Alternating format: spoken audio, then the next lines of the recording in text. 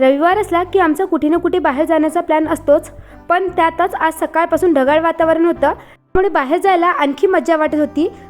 पण त्याआधी सकाळी सकाळी मस्त असे आलूचे पराठे, त्याचबरोबर दही आणि कांदा टमाटरचा कुचला बनवला होता।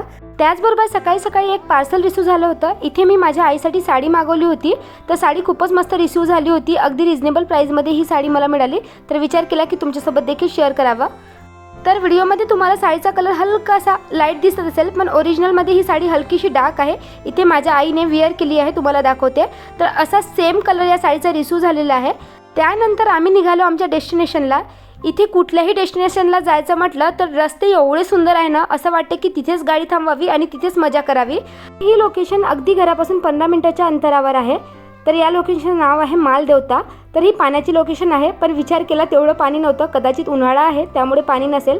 पण वातावरण एवढं मस्त होतं ना, त्याचबरोबर पाणी जेवढं काही होतं तेवढं स्वच्छ होतं। तुम्ही बघू शकता किती ट्रान्सपरंट पाणी आहे।